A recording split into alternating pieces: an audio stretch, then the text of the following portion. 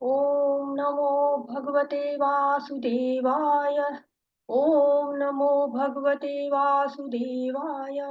ओम नमो भगवते वासुदेवाय। ॐ अज्ञानातिमिरान्धस्य ज्ञानञ्जनं शलाकया चक्षुरुन्मीलितं येन तस्मै श्रीगुरुवे नमः। श्रीचैतन्यमनोभीष्टं स्थापितं येन भूतले स्वयं रूपा कदा मह्यं ददाति स्वपदान्तिकम्। वन्देऽहं श्रीगुरु श्रीयुतपदकमलं श्रीगुरून् वैष्णवांश्च श्रीरूपं साग्रजातं सगं रघुनाथान्वितं तं सजीवम् साद्वैतं सावधूतं परिजनसहितं कृष्णचैतन्यदेवं श्रीराधाकृष्णपादान् सह ललिता श्रीविशाखा अन्वितांश्च। हे कृष्ण करुणा सिन्धु दीनबन्धु जगत्पते गोपेश गोपिकान्त राधाकान्त नमस्तुते। तप्त काञ्चन गौरांगी राधे वृन्दावनेश्वरी वृषभानुसुते देवी प्रणमामि हरिप्रिये। वाञ्छाकल्पतरुभ्यश्च कृपा सिन्धुभ्य एव च पतितानां पावनेभ्यो वैष्णवेभ्यो नमो नमः। ॐ विष्णुपदाय कृष्णपृष्ठाय भूतले श्रीमति भक्तिवेदान्त स्वामिन् इति नामिने। नमस्ते सरस्वती देवे गौरवाणी प्रचारिणे निर्विशेष शून्यवादी पश्चात्देशतारिणे। जय श्री कृष्ण चैतन्य प्रभु नित्यानंद श्री अद्वैत गदाधर शिवासादि गौर भक्त वृंद। हरे कृष्णा कृष्ण कृष्ण हरे हरे हरे राम राम राम हरे हरे। हरे कृष्ण कृष्ण कृष्ण हरे हरे हरे राम राम राम हरे हरे। हरे कृष्णा। श्रील प्रभुपाद जी के द्वारा श्रील प्रभुपाद जी 18 दिनों में हमने भगवत गीता समझने की इस यात्रा को शुरू किया है और इसके 7वें दिन आप सबका बहुत बहुत स्वागत है। मैं अपने सारे शब्दों को अपने आध्यात्मिक गुरु श्रील प्रभुपाद जी को समर्पित करती हूँ और राधा गोविंदा मंदिर के अध्यक्ष मैंगलोर में जो मंदिर है उसके अध्यक्ष और इस ऑनलाइन पाठ्यक्रम के जो जनक है नमो निष्ठा दास प्रभु जी उनको समर्पित करती हूँ और सभी शिक्षा गुरुओं को सभी दीक्षा गुरुओं को नमन करती हूँ और आप सभी भक्तों को पांचांग प्रणाम और हरे कृष्णा। तो आज का सत्र हम शुरू करते हैं और आज के सत्र में नया हम लोग अध्याय शुरू कर रहे हैं जिसको कहते हैं कि भक्ति योग। यहाँ से भक्ति योग स्टार्ट होता है 7, 8, 9, 10, 11, 12 ये 6 चैप्टर आपको भक्ति योग कहलाते हैं। पहले जो 6 चैप्टर थे जो 1 से 6 तक वो कर्म योग कहलाते हैं और जो बाकी के 13 से लेकर 18 चैप्टर तक है 18वां तो सार है लेकिन हम उसको भी गिन लेते तो ज्ञान योग कहलाता है। तो जैसे हरे कृष्ण आज माता जी, मैं आपको होस्ट बना देता हूँ। जी बीना माता जी से बात हुई है, वो बोल रहे हैं आप जो रिकॉर्डिंग कर रहे हैं ना उसको अपलोड कर देंगे वो। तो जी आप जी देख लीजिए, मैं होस्ट आपको कर रहा हूँ, मेरे को आपको होस्ट बना दीजिएगा। जी।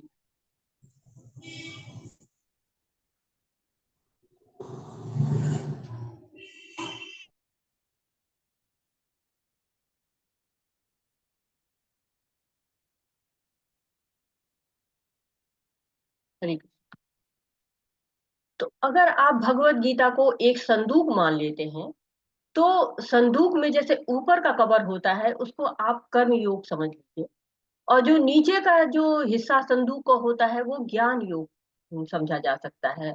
और बीच में क्या रखते हैं जो बहुत ज्यादा वैल्यू वाली चीज होती है जिसको हम बहुत संभाल के रखना चाहते हैं जिसको हम केयर करना चाहते हैं उस चीज को हम बीच में रखते हैं। तो भक्ति योग क्या है बहुत बहुमूल्य है, बहुत बहुमूल्य खजाना है, इसलिए इसको संदूक के बीच में रखा गया है। कर्म योग का और ज्ञान योग का कवर लगा दिया गया है। और क्योंकि भगवत गीता का मुख्य उद्देश्य ही है भगवत भक्ति, भगवान के करीब जाना, भगवान से हम किस किस तरह से जा सकते हैं नजदीक, उसको बताया गया। तो इस भक्ति योग में भगवान की भक्ति कैसे की जाए, कौन कौन लोग भक्ति कर सकते हैं, कौन लोग भक्ति करने के योग्य नहीं है, इन सारी चीजों का बहुत डिटेल में जो है वो हम लोग अध्ययन करेंगे। तो छठे अध्याय में हमने पढ़ा था कि कैसे कर्म योग करते हैं, और कर्म योग में जब हम सफल हो जाते हैं तो आगे अष्टांग योग की तरफ बढ़ते हैं। तो अष्टांग योग में 8 नियम बताए गए, 8 अंग बताए गए थे कि यम है, नियम है, आसन है, प्राणायाम, प्रत्याहार, धारणा, ध्यान और समाधि। और इन सब का विस्तार में वर्णन करने के बाद भगवान से अर्जुन ने पूछा था कि असफल लोगों की गति क्या होती, जो असफल योगी होते हैं। और वहां पर बताया गया था कि असफल योगी किसी धनवान घर में जन्म लेते हैं या किसी वैष्णव परिवार में जन्म लेते हैं, और वहां से उनकी जो है वो यात्रा आगे बढ़ती है। और लास्ट में कहा गया कि भक्ति योग सर्वश्रेष्ठ है। तो योगी नाम अपि सर्वेषां मद गतेन अंतरात्मा सधावान भजते यो मा यो मे युक्त तमो मतः। तो जो श्रद्धावान होते हैं, भजते हैं, यहाँ पर भगवान पूजा करते हैं, उपासना करते हैं नहीं लिखते हैं, वो कहते हैं भजते हैं। भजते हैं तो मतलब है कि भगवान का हमेशा चिंतन करते रहना, भगवान की सेवा में हमेशा लगे रहना, उसको भजते कहा जाता है। तो भगवान ने पूजा शब्द नहीं कहा और भजते शब्द कहा है। तो हमें क्या करना है, भजना है भगवान को। यहाँ पे सारांश दिया गया है छठे अध्याय का कि अष्टांग योग में हम कैसे आगे बढ़ते हैं। तो अष्टांग योग के 8 चरण होते हैं, उनका पालन करते करते हम समाधि की अवस्था तक पहुंच जाते हैं। और जब अष्टांग योग में योगी क्या होता है कि सम बुद्धि विशिष्यते, सबको समान देखता है, चाहे पदार्थ हो चाहे जीव हो, दोनों को समान देखता है। अष्टांग योग अभ्यास के चरण रहस्य स्थिता, यानी कि वो अष्टांग योग के अभ्यास में बिल्कुल स्थिर हो जाता है, हिलता डुलता नहीं है, एकदम स्थिर हो जाता है, दृढ़ हो जाता है। मन पर नियंत्रण कैसे करे, ये एक बात कही थी अर्जुन ने कि चंचला ही मना कृष्णा, कृष्णा मन बहुत चंचल है। और कैसे हम मन पर नियंत्रण करें, तो भगवान बताते हैं अभ्यासेन तु कौन्तेय, कौन्तेय तुम अभ्यास करो, और अभ्यास करने से वैराग्य आएगा और मन पर नियंत्रण हो जाएगा। असफल योगी का गंतव्य, असफल जो होते हैं उनको क्या गति मिलती है, शुचि नाम श्रीमंतम गेहे, यानी जो कि अच्छे लोगों के घर में किसी धनवान या किसी वैष्णव परिवार में वो जन्म लेते हैं। भक्ति योग सर्वोच्च योग, युक्त तमो मतः। भक्ति योग जो है क्या हो, युक्त होना है, किसमें युक्त होना है, भगवान में युक्त होना है। तो भगवान बता रहे हैं कि हमको क्या करना है कि भक्ति योग करना है। भक्ति जब हम करेंगे तो हम आगे बढ़ते चले जाएंगे, भगवान के तरफ बढ़ते जाएंगे। इस पाठ का नाम रखा गया है ज्ञान विज्ञान योग।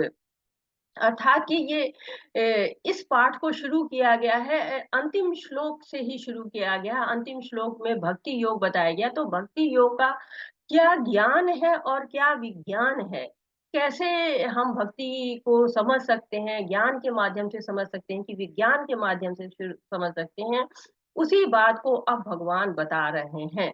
तो क्या कहते हैं, सबसे पहले भगवान भक्ति में क्या जरूरी बता रहे हैं। तो भगवान श्री भगवान वाच, तो ये अध्याय भगवान की वाणी से शुरू हो रहा है। हम देख रहे हैं कि भगवान जब अर्जुन के प्रश्न नहीं आते तो भगवान जो हमें बताना चाहते हैं वो भगवान बता रहे हैं। भक्ति योग में केवल 7 से लेकर 12 तक के जो अध्याय उसमें केवल एक बार भगवान नहीं शुरू करते हैं, अर्जुन के प्रश्न से शुरू होता है अध्याय, नहीं तो सारे अध्याय भगवान खुद शुरू करते हैं, क्योंकि भक्ति बहुत महत्वपूर्ण है, भगवान हमको उसके बारे में ज्यादा से ज्यादा बताना चाह रहे हैं। श्री भगवान उवाच मय्यासक्त मना पार्थ योग युजन्मदाश्रयः असंशय समग्रम मां यथा ज्ञास्यसि तच्छृणु। बहुत प्यारा सा श्लोक है, बहुत मधुर श्लोक है, और एक एक शब्द इसका बहुत ही महत्वपूर्ण है। श्री भगवान ने कहा, हे पिता पुत्र अब सुनो, तुम किस तरह मेरी भावना से पूर्ण होकर और मन को मुझ में आसक्त करके योगाभ्यास करते हुए मुझे पूर्णतया संशय रहित जान सकते हो। भगवत गीता के इस 7वें अध्याय में कृष्ण भावनामृत की प्रकृति का विशद वर्णन हुआ है। कृष्ण समस्त ऐश्वर्यों से पूर्ण हैं और वे इन्हें किस प्रकार प्रकट करते हैं इसका वर्णन इसमें हुआ है। इसके अतिरिक्त इस अध्याय में इसका भी वर्णन है कि 4 प्रकार के भाग्यशाली व्यक्ति कृष्ण के प्रति आसक्त होते हैं और 4 प्रकार के भाग्यहीन व्यक्ति कृष्ण की शरण में नहीं जाते हैं।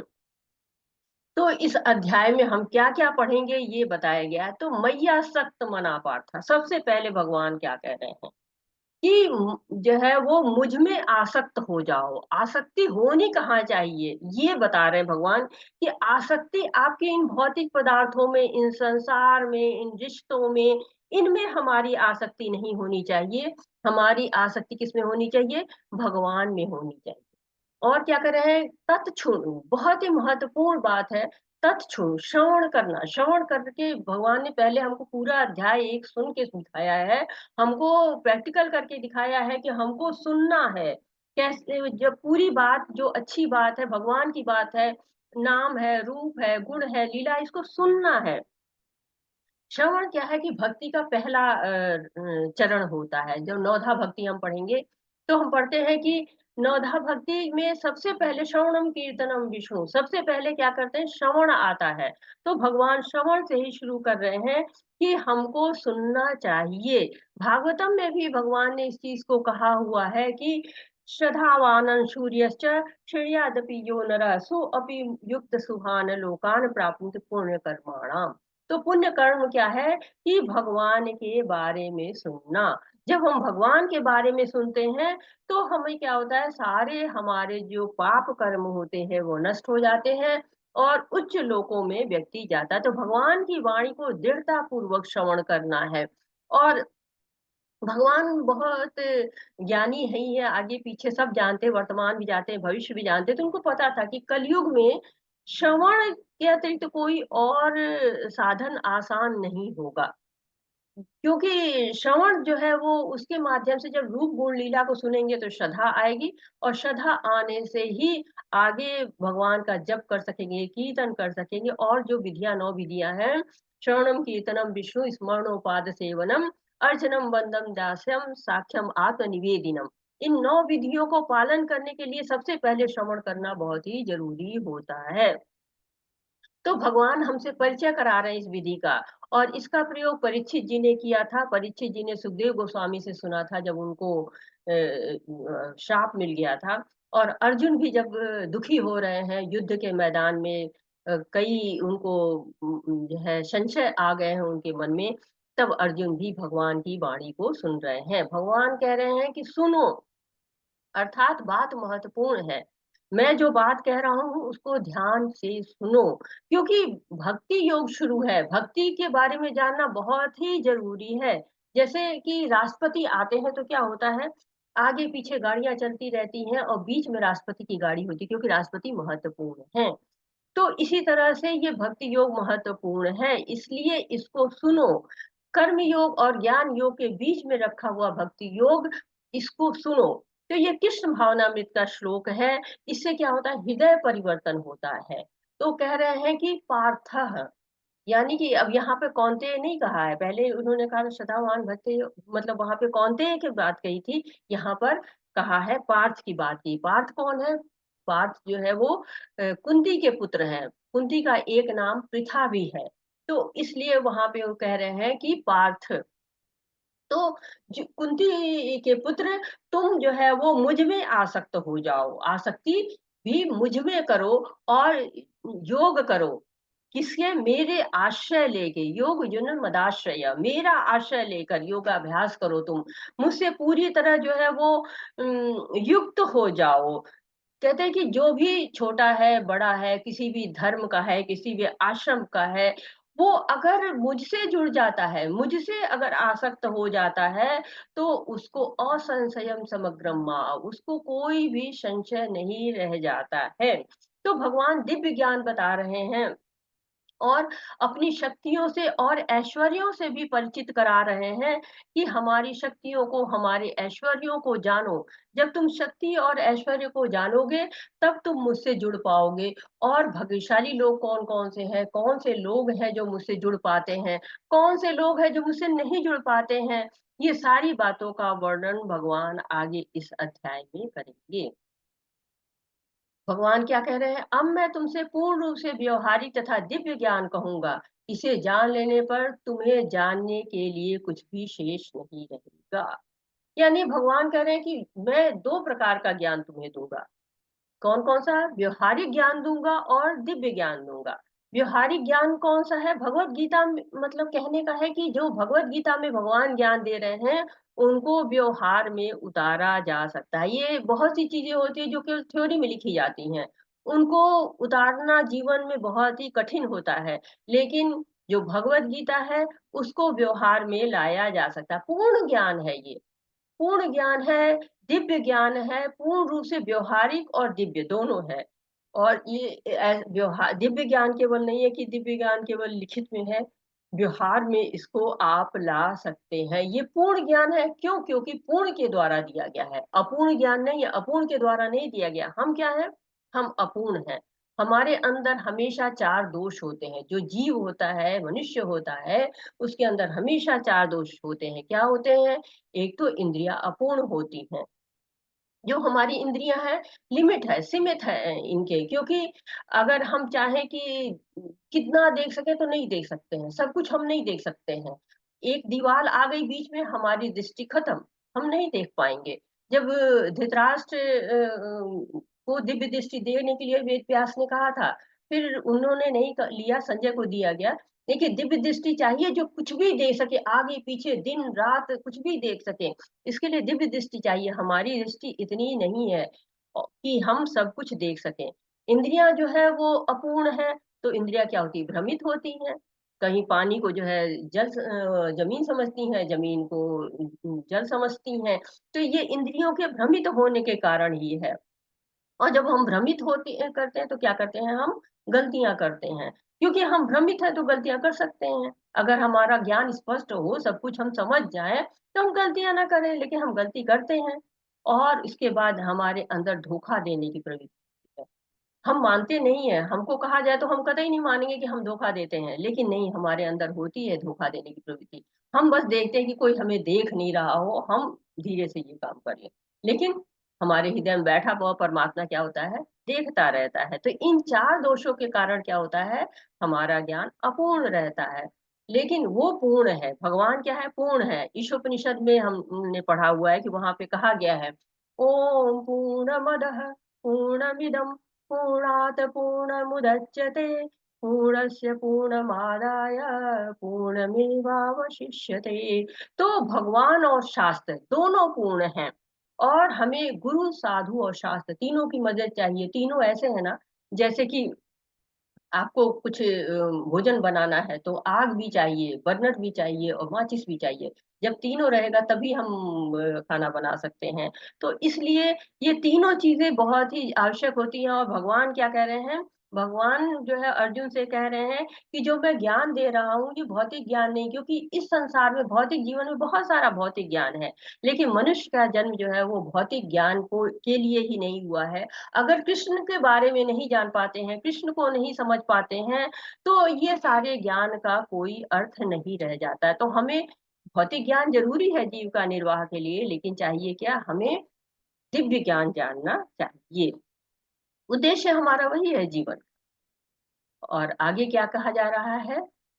मनुष्याणां सहस्तेषु किंचित् सिद्धये यत्तामपि सिद्धानां कश्चिन्मामेति तत्त्वतः।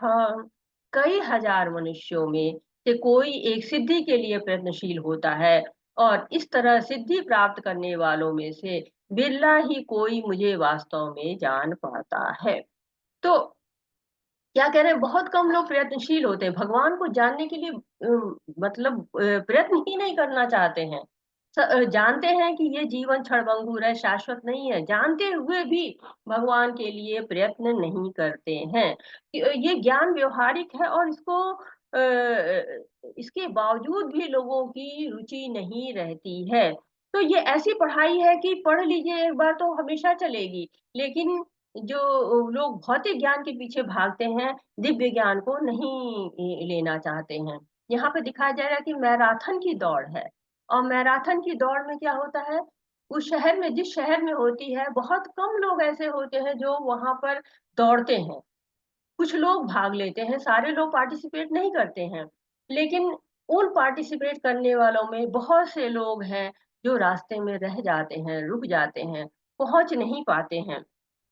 तो वैसे ही भक्ति में होता है, बहुत कम लोग होते हैं जो कि भक्ति में आगे दौड़ते हैं, भक्ति में आगे पहुँचते हैं, लेकिन उसमें से बिरले लोग ही ऐसे होते हैं जो कि भगवान तक पहुँच पाते हैं। इसलिए क्या करना है, हमको भक्ति करना है, भक्ति में आगे पहुँचना है। और आगे का श्लोक क्या कह रहा है? भूमिरापो नलो वायुः खं मनो बुद्धिरेव च अहंकार इति यं मे भिन्ना प्रकृतिरष्टधा। पृथ्वी, जल, अग्नि, वायु, आकाश, मन, बुद्धि तथा अहंकार, ये 8 प्रकार से विभक्त मेरी भिन्न प्रकृतियां हैं।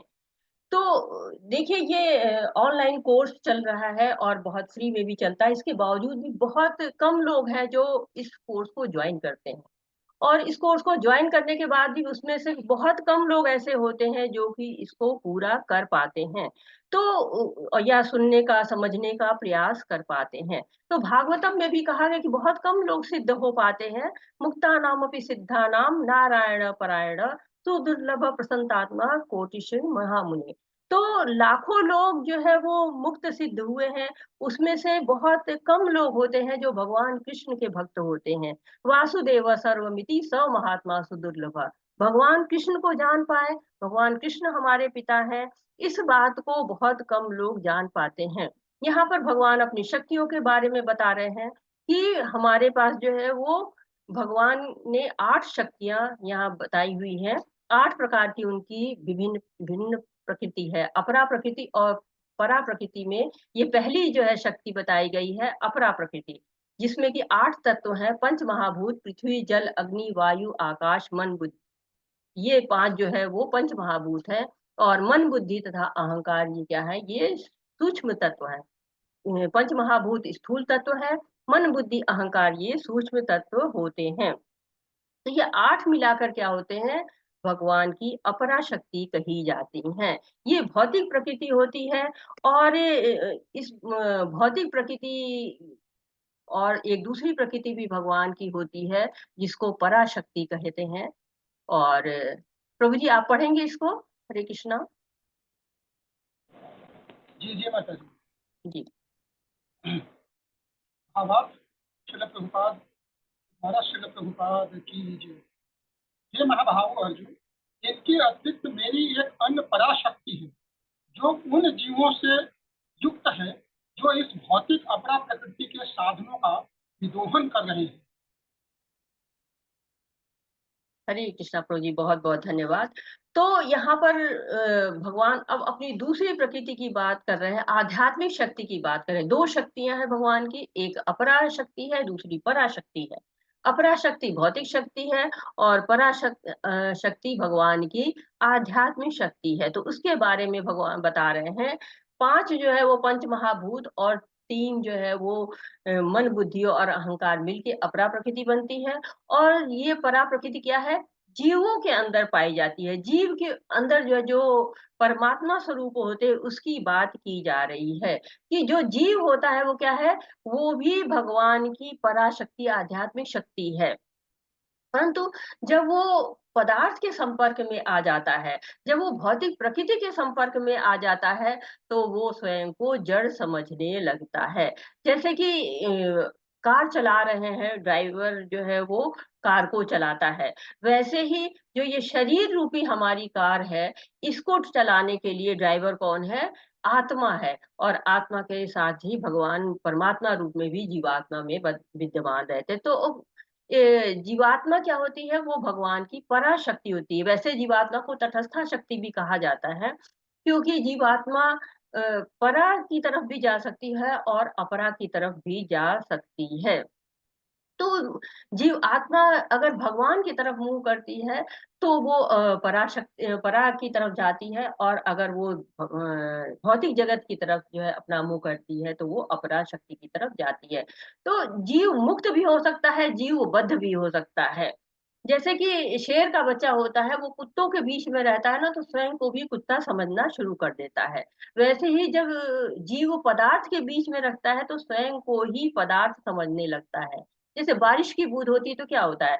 बारिश की बूंदें जब मिट्टी में मिलती हैं तो मिट्टी बन जाती हैं।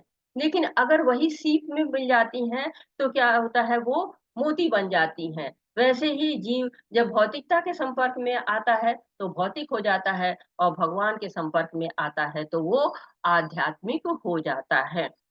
ये तो 2 शक्तियों की बात भगवान कर रहे हैं, एक अपराशक्ति की बात कर रहे हैं, दूसरी पराशक्ति की बात कर रहे हैं। और पराशक्ति क्या करती है? अपराशक्ति का भी दोहन करती है। अपराशक्ति को ही अपना मान बैठती है, वो अपने स्वरूप को भूल के अपराशक्ति में ही जो है चली जाती है, उसी का भी दोहन करने लगती है, तो उ बंधन में पड़ जाती है, क्योंकि माया जो है वो उसको बंधन में डाल देती है। यहाँ पर क्या कह रहे हैं भगवान कि सारे प्राणियों का उद्गम इन दोनों शक्तियों में है। इस जगत में जो कुछ भी भौतिक तथा आध्यात्मिक है, उसकी उत्पत्ति तथा प्रलय मुझी जानो। तो भगवान कह रहे हैं कि सब चीजों का कारण मैं हूँ, सर्व कारण कारणम, मैं सारे कारणों का कारण हूँ। ईश्वर परमः कृष्ण सच्चिदानंद विग्रह अनादिरादि गोविंद सर्व कारण कारणम। तो इस ब्रह्मांड में चाहे उत्पत्ति हो रही हो, चाहे पालना हो रही हो, चाहे संहार हो रहा हो, प्रलय हो रहा, जो भी हो रहा है, वो सब मेरे कारण ही हो रहा है। मैं ही उत्पत्ति करता हूँ, मेरे द्वारा ही ये सृष्टि होती है, और मेरे द्वारा ही जब प्रलय में जाकर ये महाविष्णु में समा जाती है। तो कोई दुविधा ना रहे, कोई शंका ना रहे, इसलिए भगवान इसको क्लियर कर रहे हैं। हे धनंजय, मुझसे श्रेष्ठ कोई सत्य नहीं है। जिस प्रकार मोती धागे में गुथे रहते हैं, उसी प्रकार सब कुछ मुझ पर ही आश्रित है। तो सब कुछ जो है वो क्या है, भगवान पर ही आश्रित है। कैसे आश्रित है? जैसे कि एक माला होती है, माला में ढेर सारे मोती होते हैं, लेकिन एक धागा उसमें नहीं रहता है, तो क्या होता है कि सब कुछ बिखर जाता है। तो धागा बहुत जरूरी होता है उस माले को समेटने के लिए। तो भगवान सारी व्यवस्था करते हैं, वो इस भौतिक प्रकृति में सूर्य को अपनी जगह पे रखते हैं, चंद्र को अपनी जगह पे रखते हैं, सारे लोग अपनी-अपनी कक्षाओं में विचरण करते रहते हैं। लेकिन जैसे कि आप देखते हैं कि दूध में घी दिखाई नहीं देता है, लेकिन होता है। गन्ने में चीनी दिखाई नहीं देती है, लेकिन होती है। फूल में सुगंध दिखाई नहीं देती, फिर भी होती है। वैसे ही भगवान सर्वत्र रहते हैं, लेकिन हमारे चर्म चक्षुओं से दिखाई नहीं देते हैं। चर्म चक्षु होने के कारण हम भगवान को नहीं देख पाते, क्योंकि हमारे पास वो दृष्टि ही नहीं है जो भगवान को देख सके। प्रभुपाद जी कहते हैं, किसी ने पूछा कि आपने भगवान को देखा है? कह रहे हाँ देखा है, मैं तो रोज ही देखता हूँ। कह रहे मुझे भी दिखाइए। कह रहे पर वो दृष्टि तो लाओ जिस दृष्टि से हम भगवान को देख सकते हैं। तो बड़ा सुंदर भगवान ने उदाहरण दिया हुआ है कि मोती दिखाई पड़ता है, जब हम कोई माला पहनते हैं तो हमें माला दिखाई देती है, उसका धागा दिखाई नहीं देता, लेकिन अगर वो धागा ना रहे तो सारे मोती बिखर जाएंगे। तो ये जान कौन सकता है? जानेगा कोई कैसे? मूढ़ा नाम अभिपश्यन्ति पश्यन्ति ज्ञान चक्षुषा। जो मूढ़ होते हैं वो मुझे नहीं देख पाते हैं। कौन देख पाता है? जिनके ज्ञान चक्षु होते हैं वो ही उनको देख पाते हैं। तो भगवान को जानने के लिए ज्ञान चक्षुओं का होना बहुत जरूरी है, ये भगवान बता रहे हैं। अब भगवान को देखना कैसे कैसे है, इसके बारे में अब जो है वो हम लोग देखते हैं। हरे कृष्णा प्रभु जी पढ़ेंगे। हरे कृष्णा। जी माता जी। हे कुंती पुत्र, मैं जल का स्वाद हूँ, सूर्य तथा चंद्रमा का प्रकाश हूँ, वैदिक मंत्रों में ओंकार हूँ, प्रकाश में ध्वनि हूँ तथा मनुष्य में सामर्थ्य हूँ। धन्यवाद माता जी। हरे कृष्णा प्रभु जी, बहुत बहुत धन्यवाद। तो क्या कह रहे हैं भगवान? रसोहम सुकंतेय प्रभास्मि शशि सूर्ययो प्रणव सर्व वेदेषु शब्द खे पौरुषम निषु। भगवान बता रहे हैं कि मैं जल का स्वाद हूँ। मैं भगवान ने कई चीजें बताई हैं। देखिए, आप चारों ओर देखते रहिए तो क्या है, आपको दिखाई पड़ता है कि कहाँ-कहाँ भगवान की विभूतियाँ, भगवान के ऐश्वर्य दिख रहे हैं। जहाँ जगत में जहाँ भी नज़र डाले, कहते हैं जिधर देखता हूँ उधर तू ही तू है। तो जहाँ भी नज़र डालिए, प्रत्येक चीज़ में सर्वव्यापी है वो, हर अणु में विद्यमान है वो। जैसे कि आप साइंस देखिए तो साइंस क्या कहती है? मैं जल जो है वो जल क्या है? गंधहीन, रंगहीन, स्वादहीन, विज्ञान ये कहता है। लेकिन भगवान क्या कह रहे हैं? मैं जल का स्वाद हूँ। और आप लोगों ने अनुभव किया होगा कि आप जाते हैं जगह-जगह पे तो स्वाद बदलता है, पानी का स्वाद बदलता है। अब तो लोगों ने वो क्या मिनरल वाटर और क्या-क्या सब पीना शुरू किया है, लेकिन आप देखिए, कुओं से पानी पीजिए या बावड़ी से पानी पीजिए, नलों का पानी पीजिए, बिल्कुल देखिए सबका स्वाद अलग-अलग आता है। तो वो जो रस है, वो क्या है, वो भगवान का ही जो है वो दिया हुआ है। उस स्वाद को जब भी आप जल पिएँ, तो आप याद करें कि भगवान ने इसमें स्वाद भरा हुआ है। सूर्य है, ताप देता है, सूर्य ना हो तो ज़िंदगी थम-सी जाती है। जाड़े पड़ रहे हैं आजकल, देखिए सब लोग कितने जो है वो सूर्य का इंतज़ार करते हैं कि सूर्य आएँगे तो हमको ताप मिलेगा। कितना भी आप विज्ञान आगे बढ़ा है, नकली सूर्य बना है, लेकिन अभी तक जो है वो सफल नहीं हुआ है। कितना भी पेय बनाए गए हैं, कितने ड्रिंक्स आप देखिए तो हज़ारों तरह के ड्रिंक्स बन के तैयार हो गए हैं, लेकिन पानी का आज भी महत्व है। पानी का मुकाबला कोई भी नहीं कर पाया है। अगर प्यास बुझती है तो पानी से ही बुझती है। फिर वैदिक मंत्रों में चंद्रमा का प्रकाश देखिए, चंद्रमा की चांदनी कितनी शीतल होती है, हर पेड़ पौधों में रस भरती है। जो अब ये देखिए जो है चमत्कार कि बैगन का रस अलग अलग स्वाद होता है, आम का स्वाद अलग है, जामुन का अलग है। तो हर चीज का अलग स्वाद है। ये कैसे आता है? चांदनी के द्वारा आता है। वैदिक मंत्रों में ओंकार हूँ। ओम क्या है? ओम भगवान का ऐश्वर्य है। ओम को जो है वो जैसे लोगो नहीं बनाते हैं, किसी भी कंपनी का एक लोगो होता है तो उसको लोगो देख के समझ जाता है कि ये उस कंपनी की बात हो रही है। वैसे ओम देख के हम समझ जाते हैं कि ये भगवान की बात हो रही है। ये भगवान के ऐश्वर्य है। आकाश में ध्वनि हो। अगर ध्वनि ना हो तो हमारा कम्युनिकेशन खत्म हो जाएगा। ये श्रवणम हो ही नहीं सकता है ध्वनि के बगैर।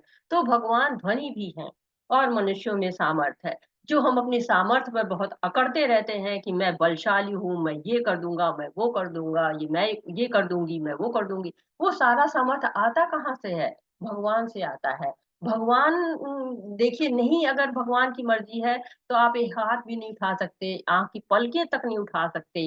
इतनी छोटी-सी चीज़, बाकी सब तो बहुत दूर की बात है। यहाँ पर भगवान बता रहे हैं कि मुझे किस-किस रूप में याद करो, कहाँ-कहाँ मुझे देख के याद करो। तो स्वाद जो है वो पानी में स्वाद जान के, चाँद सूरज की रोशनी देखकर, वैदिक मंत्रों में ओम देखकर, ईथर ध्वनि देखकर, ध्वनि सुनकर, आदमी की योग्यता जानकर, पृथ्वी की सुगंध जानकर, आग की तपिश जानकर और जो है जीवों में ज़िंदगी जानकर, तपस्वियों में तपस्या जानकर, अस्तित्व में मूल बीज जानकर, बुद्धिमानों में बुद्धि देखकर, सभी शक्तिशाली पुरुषों में कौशल देख के और जो सामर्थ्य है उसमें शक्ति देखकर और धार्मिक सिद्धांतों के विपरीत जो कामनाएँ हैं, वो धार्मिक सिद्धांतों के जो विपरीत नहीं है, उस काम की बात की गई है। जो शास्त्रों में नहीं लिखा है, उस काम की बात यहाँ पर नहीं की गई है। तो ये सब क्या है, देख के हम भगवान को याद कर सकते हैं कि भगवान हमें कहाँ-कहाँ दिखाई देता है, कहाँ-कहाँ पर भगवान हमारे सामने आके खड़े हो जाते हैं और हम उसको बहुत साधारण समझ लेते हैं। क्योंकि हमें आसानी से पानी मिल रहा है, आसानी से वायु मिल रही है, आसानी से प्रकाश मिल रहा है, तो हम उसके महत्व को समझ नहीं पाते हैं। लेकिन भगवान बता रहे हैं कि जब-जब इन चीज़ों को देखिए, तब तक मुझे याद करिए। ये श्लोक 12वां श्लोक कहता है, तुम जान लो कि मेरी शक्ति द्वारा सारे गुण प्रकट होते हैं, चाहे वो सतोगुण हो, रजोगुण हो या तमोगुण हो। एक प्रकार से मैं सब कुछ हूँ, किंतु हूँ स्वतंत्र। मैं प्रकृति के गुणों के अधीन नहीं हूँ, अपितु वो मेरे अधीन हैं। ये भौतिक प्रकृति है, इसमें गुण समाये हुए हैं। तीनों गुण हैं, सतोगुण, रजोगुण और तमोगुण। प्रत्येक जीव में कोई न कोई गुण होता है। कोई ऐसा भी नहीं कि प्रत्येक जीव में केवल तमोगुण हो, केवल रजोगुण हो, केवल सतोगुण, नहीं, समय समय पर प्रकट होते रहते हैं। कभी व्यक्ति रजोगुण में रहता है, कभी तमोगुण में रहता है, कभी सतोगुण में रहता है, ये गुण बदलते रहते हैं। लेकिन जो गुण प्रधान होता है, उसी गुण को, जैसे कि कुछ लोग में सतोगुण प्रधान होता है तो उनको सतोगुण ही कहा जाता है, लेकिन ऐसा नहीं कि उनमें रजोगुण भी नहीं, बिल्कुल नहीं है, तमोगुण बिल्कुल नहीं है। ऐसे बहुत कम लोग होते हैं, लेकिन सब ये सारे गुण रहते हैं। प्रधानता किसकी है, ये दूसरी चीज होती है। तो होता है, इसीलिए कहा जाता है कि तमोगुण में है तो उसको ठीक करिए, रजोगुण में आइए, रजोगुण है तो रजोगुण से सतोगुण में आइए, और सतोगुण है तो और भी अच्छे होके शुद्ध सतोगुण को आइए। लेकिन ये सारे गुण में जीव है, भगवान नहीं है। भगवान इन गुणों के अधीन नहीं होते हैं, गुण उनके अधीन होते हैं। ये जो प्रकृति है ये भगवान के अधीन है, भगवान इनके अधीन नहीं होते हैं। और हम भगवान के अंश हैं, तो फिर हम क्यों इस जगत में बद्ध हो जाते हैं? क्योंकि हमारे अंदर जो है वो मिथ्या अहंकार रहता है, मैं ये हूँ, मैं वो हूँ, मैं ये नेता हूँ, मैं अधिकारी हूँ, मैं हीरो हूँ, मैं हीरोइन हूँ, मैं औरत हूँ, मैं आदमी हूँ। न जाने कितने मिथ्या अहंकार हम लेके बैठे रहते हैं, काम, क्रोध, मोह, ये सब हमारे अंदर होते हैं, और इस वजह से हम इस भौतिक जगत में जकड़े हुए रहते हैं। अन्यथा हम भगवान के अंश हैं। भगवान ने बता दिया कि हम पराशक्ति हैं भगवान की, और हम पराशक्ति बन के जो है वो आराम से रह सकते हैं, भगवान के साथ आध्यात्मिक रूप से जुड़ सकते हैं। 13वां श्लोक कह रहा है कि 3 गुणों सतो रजो तथा तमो के द्वारा मोहग्रस्त यह सारा संसार मुझ गुणातीत तथा अविनाशी को नहीं जानता। जब इन गुणों में जकड़े रहते हैं तो भगवान जो शाश्वत है, नित्य है, सनातन है, गुणों से ऊपर है, गुणातीत है, उसको हम नहीं जान पाते हैं। वो अविनाशी है। ये भगवान प्रकृति में रहते हुए प्रकृति से बहुत दूर है। प्रकृति के गुणों को, प्रकृति में रहते नहीं, प्रकृति बनाई हुई है उनकी, प्रकृति के अधीन वो नहीं रहते हैं, गुणों से दूर, गुणातीत हैं, गुण उनके अधीनस्थ कार्य करते हैं। यहाँ पर बहुत सुंदर सा चित्र आप देख रहे हैं कि कोई डूब रहा है और उसको बचाया जा रहा है। तो ये कैसे डूब रहा है, ये कैसे बच रहे हैं, इसके बारे में थोड़ा सा हम पढ़ते हैं, फिर समझते हैं। देवी हेषा गुणमयी मम माया दुरत्यया मामेव ये प्रपद्यन्ते माया मित्ता तरन्ति ते। प्रकृति के 3 गुणों वाली इस मेरी दैवी शक्ति को पार कर पाना कठिन है, किंतु जो मेरे शरणागत हो जाते हैं वे सरलता से इसे पार कर जाते हैं। तो प्रकृति में 3 गुण होते हैं, और ये जो है, जो प्रकृति है दैवी शक्ति है। भगवान जो है कह रहे हैं कि देवी हेषा गुणमयी, ये जो मेरी 3 गुणों वाली शक्ति है ये बहुत ही शक्तिशाली है, और इसे पार कर पाना बिल्कुल भी संभव नहीं है। लेकिन ये मेरी शक्ति जो है वो मेरे अधीनस्थ कार्य करती है। मामेव ये प्रपद्यन्ते माया मेत्ता तरन्ति, यानी कि अगर ये मेरी शरण में आप आ जाइए, मेरी गोद में आप आके बैठ जाइए, तो ये जो शक्तिशाली शक्ति है, ये आपका कुछ भी नहीं बिगाड़ सकती है। इतनी बलशाली होने के बाद भी ये आपका कुछ नहीं बिगाड़ सकती है। लेकिन अगर आप इसकी तरफ आकर्षित होंगे तब तो जकड़ लेगी ये। लेकिन अगर आप माया से दूर रह के भगवान की शरण ले लेंगे तो भवसागर को पार हो जाएंगे। तो पहली लाइन में भगवान ने समस्या बताई कि देवी हेषा गुणमयी मम माया दुरात्या, देवी शक्ति बहुत कठिन, शक्तिशाली, पार कर पाना कठिन है। लेकिन दूसरी लाइन में समाधान आ गया है, माँ में ये प्रपतंते माया में ताम तरंति ते। अगर आप मेरी शरण में आ जाते हो तो आप इससे पार पा जाते हो। तो ये जो चित्र है वो बता रहा है कि जो बंधन में है, जो इस सागर में डूब रहा है, वो किसी और को बचाना चाहे तो नहीं बचा सकता है, लेकिन वो बचा सकता है जो कि उससे अलग है, जिसके हाथ खुले हुए हैं, वो बचा सकता है। जो बाहर किनारे पर खड़ा है, भवसागर को पार कर चुका है, वो बचा सकता है। लेकिन जो भवसागर में डूब रहा है, वो दूसरे को बचाना चाहे तो नहीं बचा सकता है। तो कौन भवसागर से ऊपर है? भगवान है। भगवान अगर हाथ पकड़ लेते हैं, आप भगवान को अपना हाथ दे देते हैं, तो आप बच सकते हैं, इस जो है भवसागर को पार कर सकते हैं। अब जिस राज्य में हम रहते हैं, जिस देश में हम रहते हैं, वहाँ के नियम होते हैं, उन नियमों को अगर हम नहीं मानेंगे तो हमें क्या होता है, पुलिस पकड़ ले जाती है और पुलिस हमको नियम हमसे पालन करवा लेती है। वैसे इस भगवान की नगरी में रहते हैं, भगवान की पुलिस उससे भी ज़्यादा शक्तिशाली है जो राज्य की पुलिस है।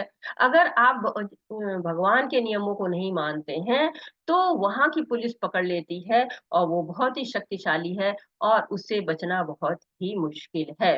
अगर भगवान के साथ आ गए तो माया आपका कुछ भी बिगाड़ नहीं पाएगी। तो माया में जो फँसा व्यक्ति है उसको मायाधीश ही छुड़ा सकते हैं।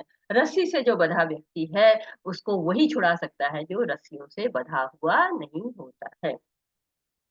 अब यहाँ से भगवान बताते हैं कि कौन से लोग ऐसे हैं, दुर्भाग्यशाली हैं, जो कि भगवान को नहीं जान सकते हैं।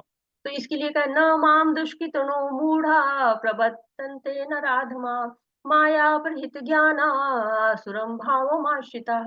जो निपट मूर्ख हैं, जो मनुष्यों में अधम है, जिनका ज्ञान माया द्वारा हर लिया गया है तथा जो असुरों की नास्तिक प्रकृति को धारण करने वाले हैं, ऐसे दुष्ट मेरी शरण ग्रहण नहीं करते। तो 4 तरह के लोग हैं जो शरण ग्रहण नहीं कर सकते हैं।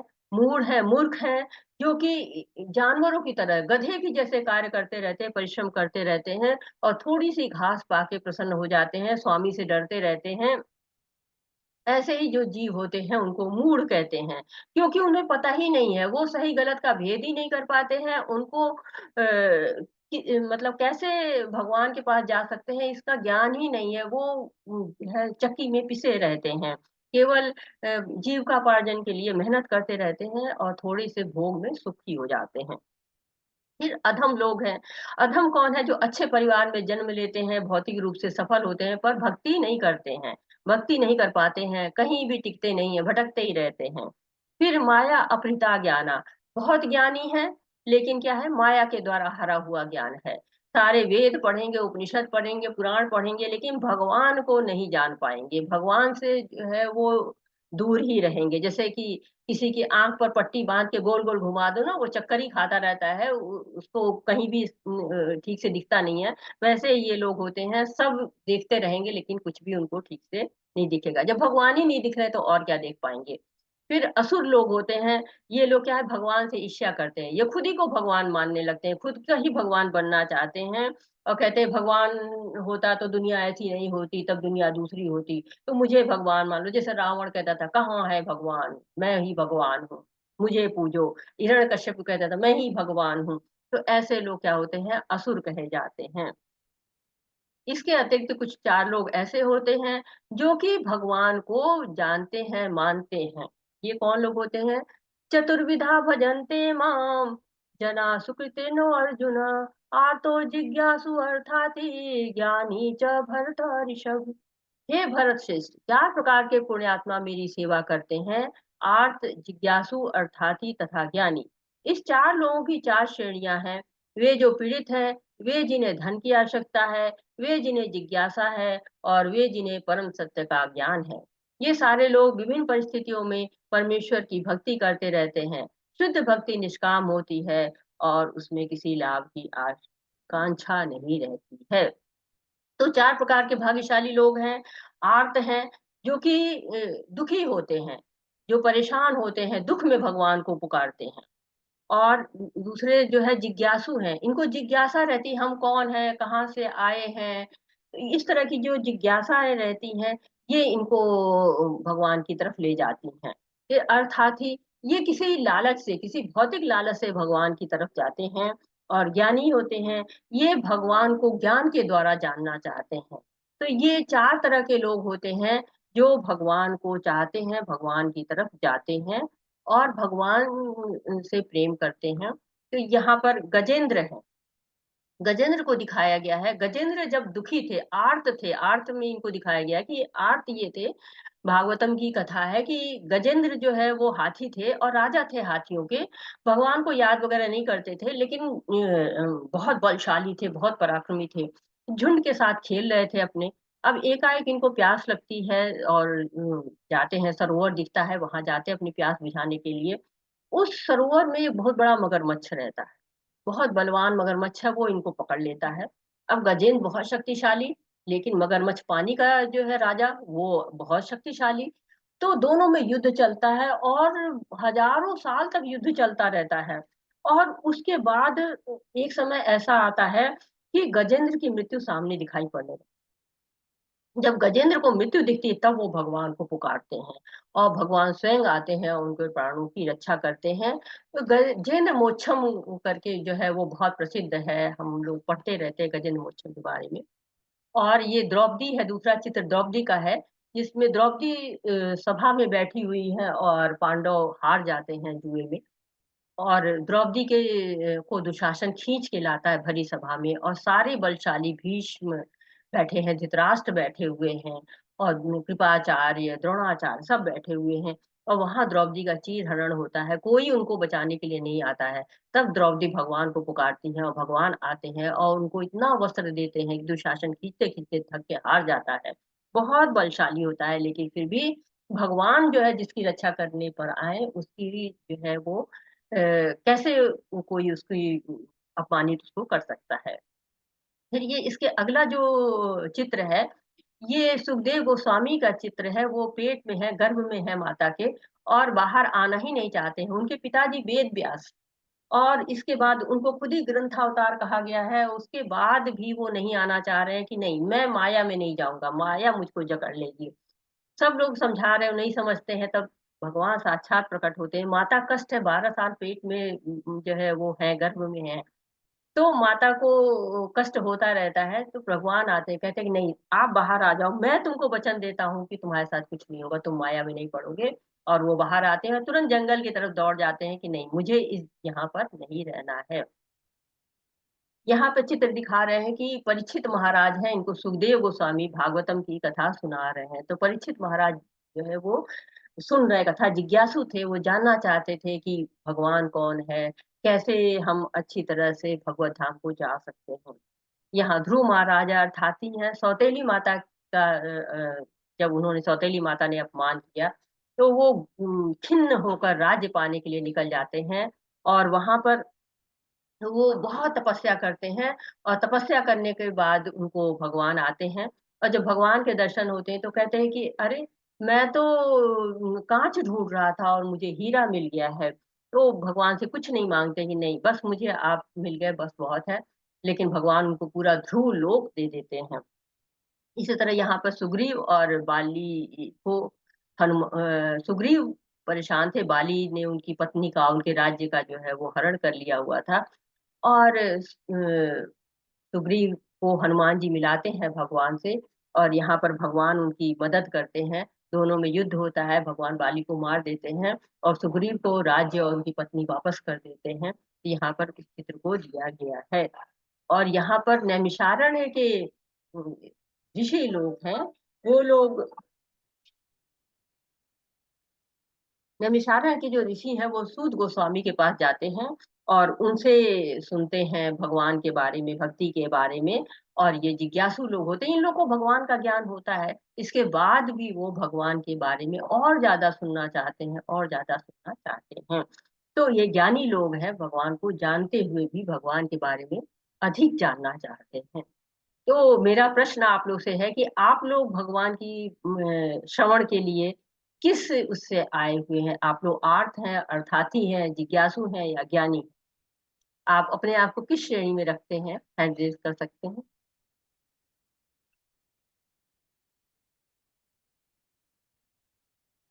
हरे कृष्णा, आपका हैंड रेज का ऑप्शन है, आप। जी, माधुरी माता जी, हरे कृष्णा।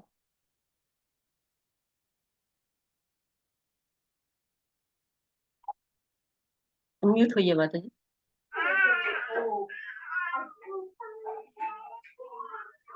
हरे कृष्णा। माधुरी माता जी, म्यूट होइए। जी, हरे कृष्णा माधुरी माता जी। हरे कृष्णा माधुरी माता शर्मा जी, माता। कृष्णा प्रभु जी, हरे कृष्णा। हरे कृष्णा माता जी। माता जी, हम जिज्ञासु हैं, आपसे जानने के लिए आए हैं, जानने की इच्छा करते हैं बहुत सुंदर माता जी। भगवान के बारे में। जी, हरे कृष्ण। मम्मी माता जी, हरे कृष्ण।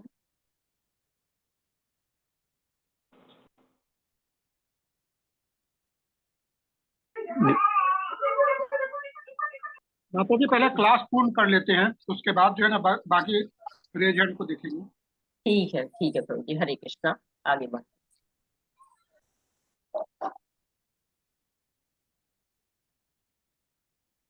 तो हम लोगों ने पढ़ा कि 4 लोग ऐसे होते हैं, भाग्यशाली लोग होते हैं, जो लोग भगवान को जान जाते हैं, और 4 ऐसे दुर्भाग्यशाली लोग होते हैं जो भगवान को जान नहीं पाते हैं।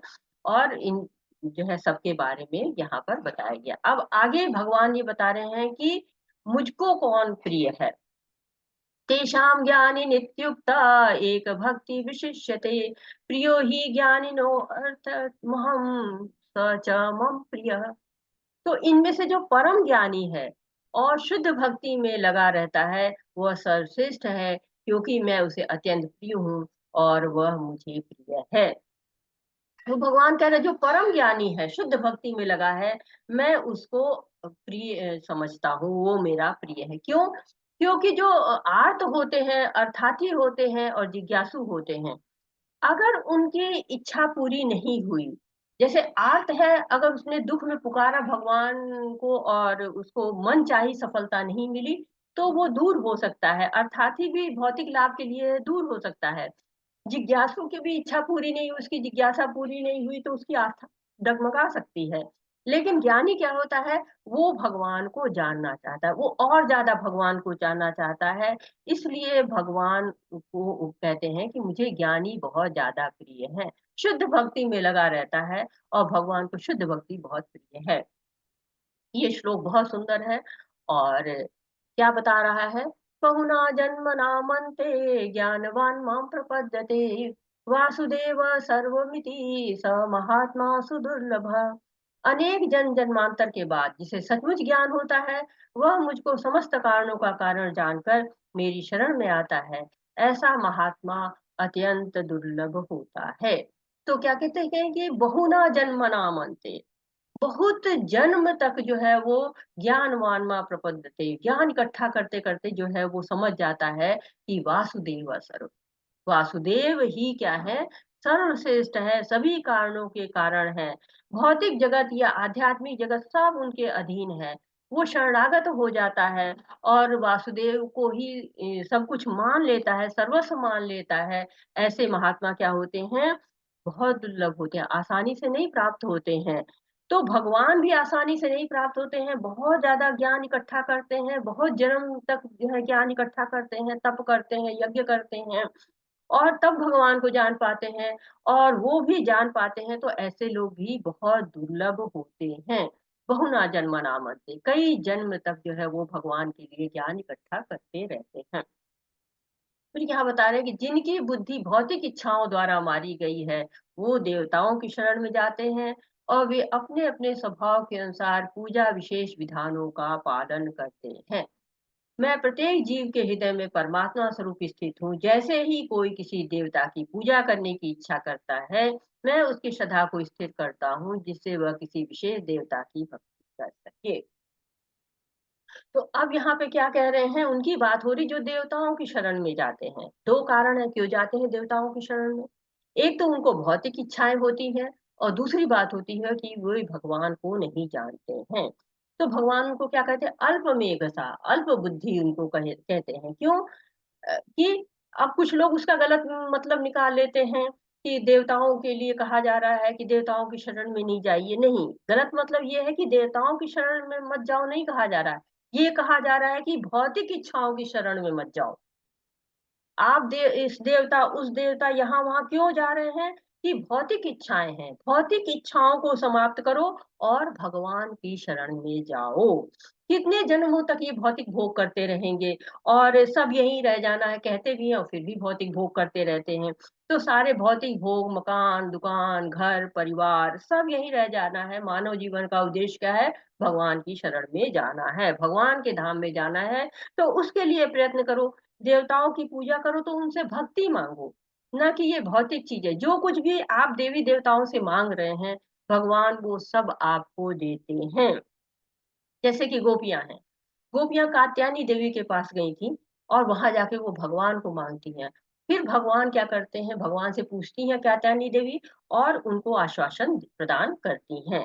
तो कृष्ण की अगर आप सेवा करते हैं, भगवान कृष्ण भगवान की सेवा करते हैं, तो सारे देवी देवता प्रसन्न हो जाते हैं।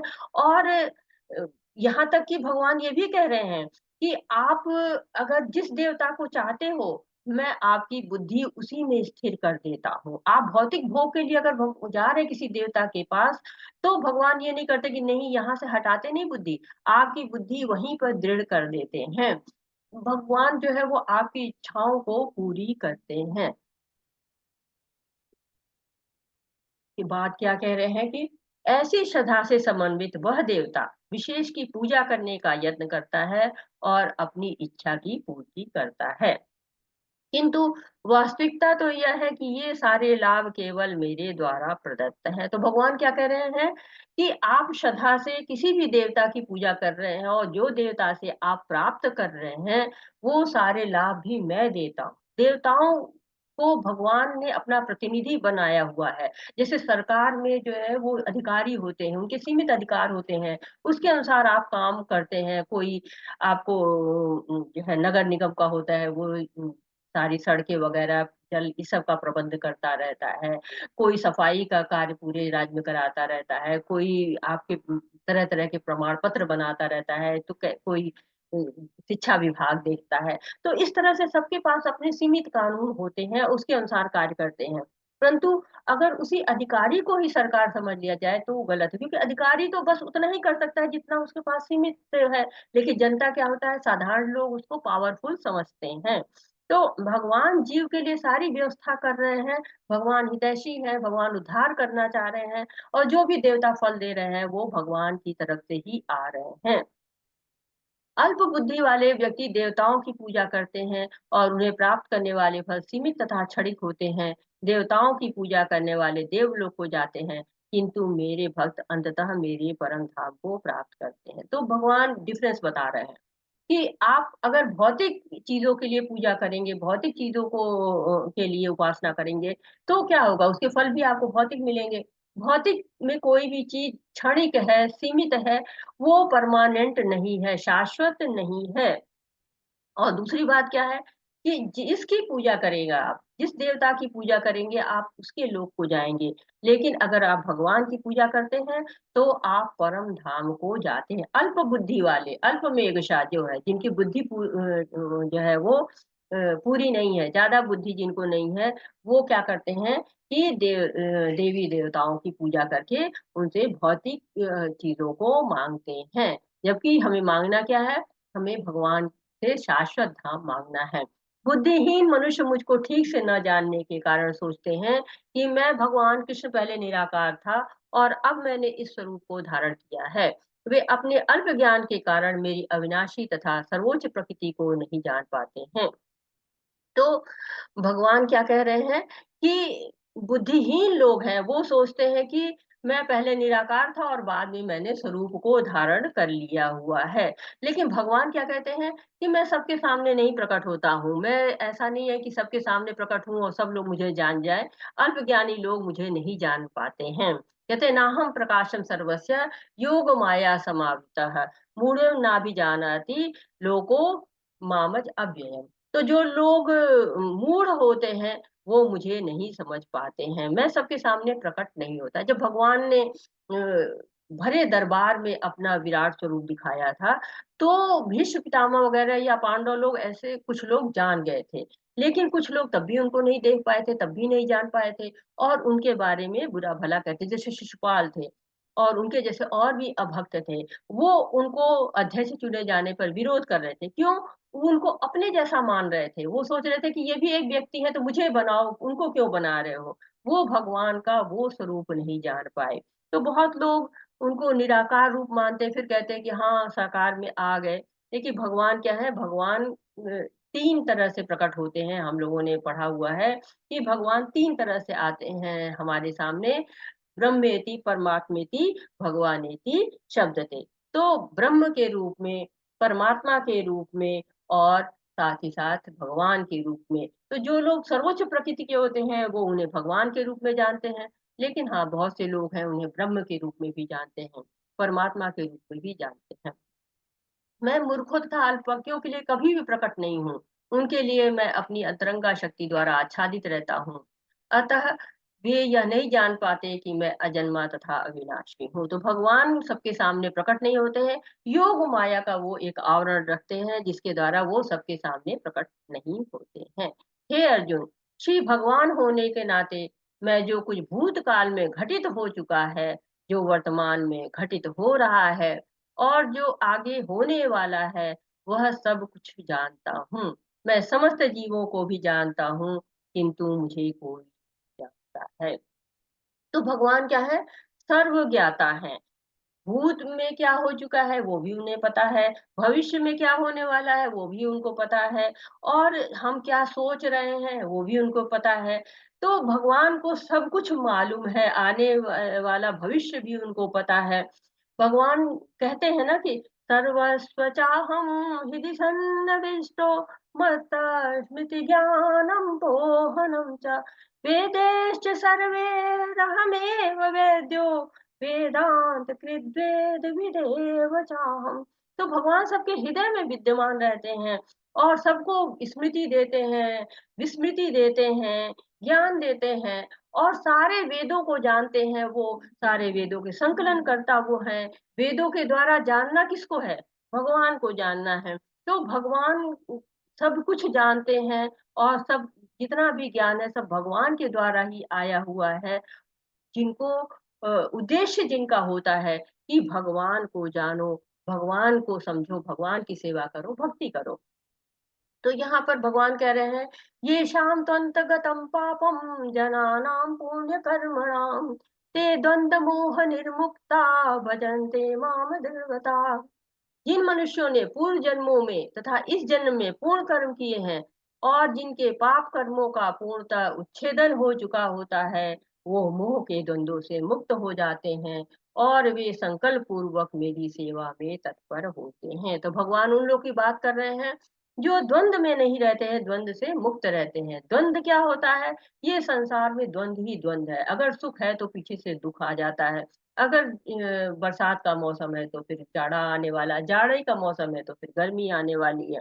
तो ये सब द्वंद्व हमेशा चलते रहते हैं, दिन रात सुख दुख जो है वो सब हमेशा आता रहता है। और मनुष्य क्या होता है, सोचता है सुख है, बड़ा खुश रहता है कि दुख नहीं आएंगे, फिर दुख आ जाता है, फिर दुख है भगवान दुख से हटाओ, दुख चला जाता है, फिर सुख आ जाता है, फिर वो उसी कर्म में जिसमें था उसमें आ जाता है। तो करना क्या है हमको? हमको पुण्य कर्म करने हैं।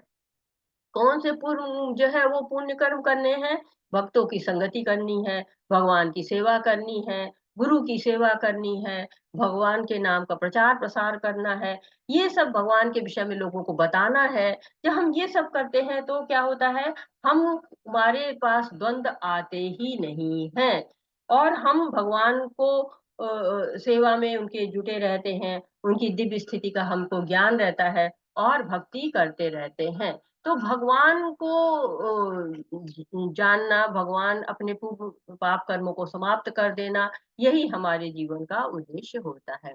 मैं मूर्खों तथा अल्पज्ञों के लिए कभी भी प्रकट नहीं हूँ, उनके लिए तो मैं अपनी अतरंगा शक्ति द्वारा आच्छादित रहता हूँ।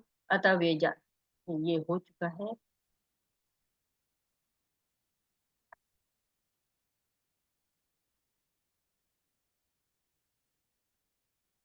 साधिभूताधिदैवं मा साधियज्ञं च ये विदु प्रयाणकालेऽपि च मां ते विदुयुक्तचेतसः। जो मुझ परमेश्वर को मेरी पूर्ण चेतना में रह के मुझे जगत का, देवताओं का तथा समस्त यज्ञ विधियों का नियामक जानते हैं, वे अपनी मृत्यु के समय भी मुझ भगवान को जान और समझ सकते हैं। तो अब इस श्लोक में आगे के अध्याय की रचना शुरू हो गई है कि आगे के अध्याय में भगवान क्या बताएंगे कि हम अंत काल में किसका आश्रय लें? भगवान का आश्रय लें। और हम भगवान का आश्रय हमको कैसे मिल सकता है? भगवान की भक्ति का। जो ये अटल सत्य क्या है कि हम ये शरीर जो हमको मिला हुआ है, इसको एक न एक दिन इसका अंत हो जाएगा। कोई भी अमर नहीं है, ब्रह्मा जी तक अमर नहीं है। कहते हैं ना कि ब्रह्मा जी के लोक तक जन्म मृत्यु का चक्र चलता रहता है। आ ब्रह्म भुवन लोका पुनराजन्म न विद्यते। तो अगर हमारा पुनर्जन्म होना है, अगर हमको ये ही जन्म मिला हुआ है भगवान की भक्ति करने के लिए और हमें जाना ही जाना है, तो हमें इसकी तैयारी कर लेना चाहिए। अगर हम छोटी यात्रा पर भी निकलते हैं, जो ये सांसारिक यात्राएं हैं, तो हम कितनी तैयारियां करते हैं, कपड़े लत्ते, जूते चप्पल और बैग वगैरह सब संभालते हैं। हमको मेडिसिन चाहिए, कितनी हमको ब्रश चाहिए, हमको जो है टॉवल चाहिए, क्या क्या चाहिए, सब चीजें हम संभालते हैं, पूरा बैग ठीक पैक करते हैं। तो हमें पृथ्वी लोक से भगवत धाम जाना है, इतनी विशेष यात्रा है, तो तैयारी भी हमारी विशेष होनी चाहिए। तो भगवत गीता क्या है, दोनों तरह का ज्ञान देती है, how to live and how to leave, कैसे हमको रहना चाहिए और कैसे हमें इस जगत को छोड़ना चाहिए। कहते हैं ना, जीवन के साथ भी और जीवन के बाद भी। तो भगवान कह रहे हैं, अंत काले च मामेव स्मरण मुक्त्वा कलेवरम यह प्रयाति समद्भाव याति नास्त्र संचय, कि अंत काल में जो हमारी चेतना रहती है, वो हम जहां पर लगा देते हैं, वही हमको प्राप्ति होती है, इसमें कोई भी संशय नहीं है। तो कल का अध्याय हमारा बहुत ही इंटरेस्टिंग होने वाला है, और आप सब लोग को कल के अध्याय में जरूर जुड़िए, ताकि आप जो हमारी रहती है कि हाँ, हमको कैसे अगला जन्म मिलेगा, कैसे हम अपना अगला जन्म सुधार सकते हैं, इसके बारे में कल हम बहुत डिटेल में विस्तार में बात करेंगे। यह 7वां अध्याय विशेष रूप से बताता है कि कोई किस प्रकार से पूर्णतया कृष्ण भावना भावित हो सकता है। कृष्ण भावना का शुभारंभ ऐसे व्यक्तियों के सानिध्य से होता है जो कृष्ण भावना भावित होते हैं। ऐसा सानिध्य आध्यात्मिक होता है और इससे मनुष्य प्रत्यक्ष भगवान के संसर्ग में आता है, और भगवत कृपा से वह कृष्ण को भगवान समझ सकता है। साथ ही वह जीव के वास्तविक स्वरूप को समझ सकता है, और यह समझ सकता है कि किस प्रकार कृष्ण को भुलाने से वह प्रकृति के नियमों द्वारा बद्ध हुआ है। वह यह भी समझ सकता है कि मनुष्य जीवन कृष्ण भावनामृत को पुनः प्राप्त करने के लिए मिला है, अतः उसका सदुपयोग परमेश्वर की अहेतु की कृपा प्राप्त करने के लिए करना चाहिए। तो यहाँ बता रहे हैं कृष्ण भावना भावित कैसे हम हो सकते हैं, 7वां अध्याय हमको बता रहा है। और साथ ही साथ ये भी बता रहा है कि भक्तों के संग का क्या महत्व है, भक्ति का क्या महत्व है, स्वयं को हम कैसे जान सकते हैं, भगवान की कृपा हम पर कैसी हो सकती है, और कौन कौन है जो भगवान से नहीं जुड़ सकता है और कौन कौन है वो भगवान से जुड़ता है, और भगवान से कैसे कैसे जुड़ना चाहिए, ये सारी बातें यहाँ पर बताई जा रही हैं। भगवान की अप्रत्यक्ष पूजा कौन लोग करते हैं, कौन लोग प्रत्यक्ष पूजा करते हैं, किस तरह से हम भगवान से प्रत्यक्ष जुड़ सकते हैं, इस सब के बारे में बताया गया है। तो अध्याय 7 हमसे क्या कहता है, कृष्ण के बारे में ज्ञान की महिमा बताते हैं, कि कृष्ण के बारे में हमें क्यों जानना चाहिए और कौन कौन सी शक्तियां हैं। ऊर्जाओं का ज्ञान हो रहा है, अपराशक्ति और पराशक्ति बताई जा रही है। भगवान कृष्ण को कौन समर्पण करता है, कौन नहीं करता है, दुष्कृतनों और सुकृतनों की बात हो रही है। आर्त अर्थार्थी और जिज्ञासु ज्ञानी ये भगवान को समर्पित होते हैं, और मूढ़ है, अधम है, माया अपरिता ज्ञाना है और असुर है, ये भगवान को समर्पित नहीं होते हैं। और साथ ही साथ देवताओं की पूजा की बात की, कि जो देवता हैं वो भी भगवान से अधिकार प्राप्त करते हैं और फिर हमको देते हैं। तो भौतिक चीजों से ऊपर उठना चाहिए और भगवान के धाम को जाने का प्रयास करना चाहिए, भ्रांति से भक्ति तक। अपनी सारी जो भ्रांतियां हैं उनको त्याग देना चाहिए और भगवान की भक्ति करना चाहिए। तो ये अध्याय यहीं पर समाप्त होता है। वांछा कल्पतरुभ्यश्च कृपा सिंधुभ्य एव च पतितानां पावनेभ्यो वैष्णवेभ्यो नमो नमः। अनंत कोटि वैष्णव वृंद की जय। शीला प्रभुपाद। हरे जी जी कृष्णा हरे कृष्णा कोटि कृष्ण कोटि कृष्ण धन्यवाद माता जी, कोटि कोटि नमन। हरे कृष्णा। हरे कृष्ण। बहुत सुंदर। आज से हम भक्ति योग में प्रवेश कर गए। 6 अध्याय हमने कर्मयोग का करके, और उसके बाद भगवान के सबसे प्रिय कर्म को जो है ना, भक्ति योग को हमने आज से शुरू किया। माता जी आपको पुनः कोटि कोटि धन्यवाद इतना सुंदर वर्णन करने के लिए। और आज्ञा हो तो प्रश्नोत्तरी सत्र में चले, क्योंकि रेज हैंड हो रखा है। जी जी प्रभु जी, और बहुत बहुत आपका धन्यवाद इस सहयोग के लिए, जिससे ये इच्छा बहुत माता अच्छी जी तरह से चल पा आपकी रही जो कृपा है, हमें मंदिर की तरफ से जो है परम पूज्य नाम निष्ठा दास प्रभु जी का जो है ना सेवा करने का सौभाग्य प्राप्त हो रहा है हम सभी को। ये हमारे लिए जो है ना परम सौभाग्य की बात है। जी बिल्कुल सही कह रहे हैं आप। एक सुधीर प्रभु जी, सुधीर सुधीर प्रभु जी, आप म्यूट हो गए प्रभु जी फिर से। मैं अनम्यूट करता हूँ माता जी सुधीर प्रभु जी को। अनम्यूट करिए सुधीर प्रभु जी। हरे कृष्णा। प्रभु जी म्यूट हो जा रहे हैं आप कई अभी। बार हरे आप कृष्णा। बटन दबा रहे होंगे प्रभु जी। हरे कृष्णा माता जी, आवाज आ हरे रही है? जी जी प्रभु बहुत जी सुंदर आ प्रभु रही जी, है। बहुत सुंदर। माता जी, ये पूछना था कि जो कात्यायनी देवियों ने वो भगवान से क्या मांगा, गोपियों गोपियों ने कात्यायनी देवी से कुछ मांगा? हाँ भगवान प्रभु को जी ही से मांगा था, भगवान श्री कृष्ण को ही मांगा था कि हमें भगवान श्री कृष्ण, जो गोपियां थी वो भी भक्त थी ना प्रभु जी, तो जी। वो केवल भगवान की ही चर्चा में रहती थी, भगवान को ही चाहती थी, वो भगवान श्री कृष्ण को ही मांगती हैं, भगवान श्री कृष्ण की भक्ति मांगती हैं। तो कात्यायनी देवी तो भगवान की ही जो है प्रतिनिधि हैं। तो कात्यायनी देवी फिर भगवान से पूछती हैं कि हाँ भक्ति इनको दी जाए, भगवान आप जो है वो आपको मांग रही हैं, तो मैं क्या कहूँ। तो जो है वो भगवान कहते हैं कि नहीं, गोपियां तो मुझे बहुत प्रिय हैं। और भगवान ने ये तक कहा कि गोपियों का ऋण मैं नहीं चुका सकता हूँ।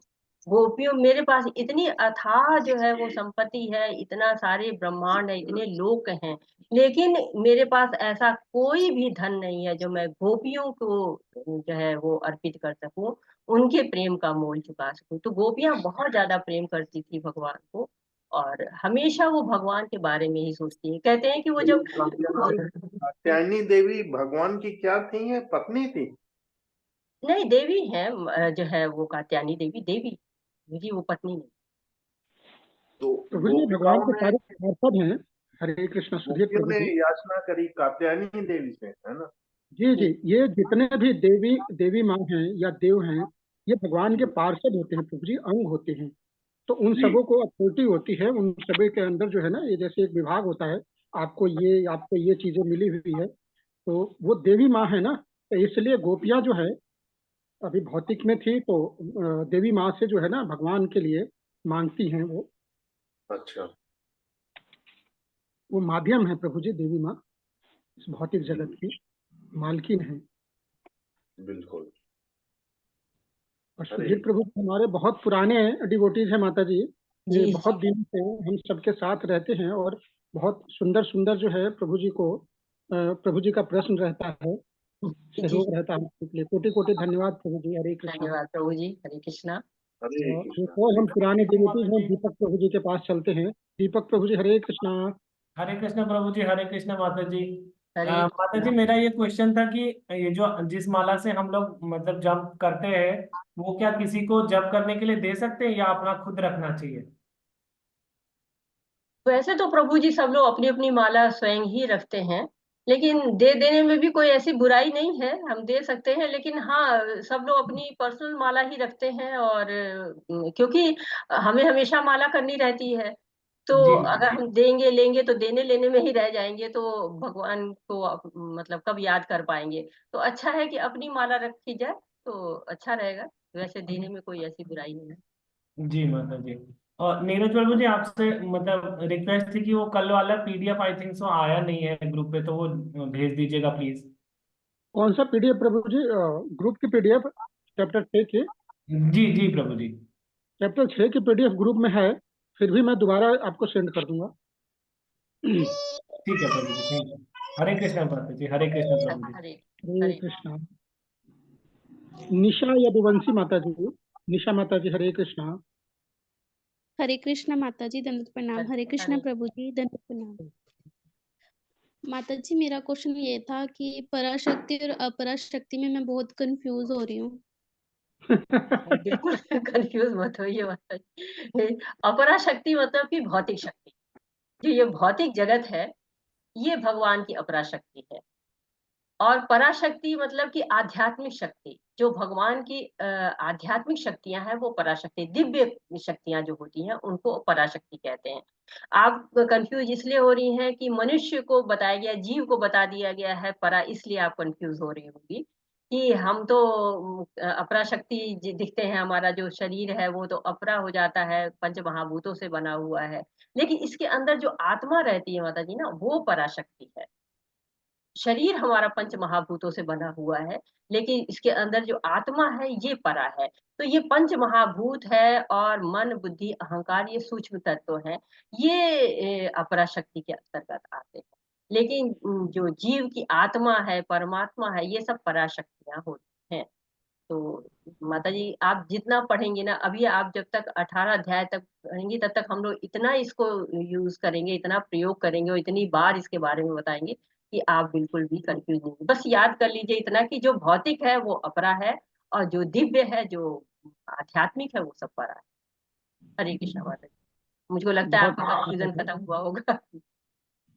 थोड़ा सा इसलिए कंफ्यूजन रहता है क्योंकि भगवान जो है ना, कभी कभी गौण बातें जो है ना, गुह्य बातें बता देते हैं, इसलिए जो है ना हम सभी के उसमें वो आती नहीं है। तो बहुत सुंदर माता जी ने प्रश्न किया। ये प्रश्न जाहिर सी बात है जो नए साधक हैं उनके लिए उठता ही है। लेकिन माता जी हमें सिर्फ इतना ही ध्यान रखना है, परा यानी भगवान की आध्यात्मिक शक्ति और अपरा यानी भगवान की भौतिक शक्ति, बस इतना ही। वो परा इसलिए कहा गया क्योंकि जो जीव तत्व है ना माता जी, जो हमारी आत्मा है, वो वो भगवान ने हमें एक कॉम्प्लीमेंट्री दे दी कि आप भी जो है पराशक्ति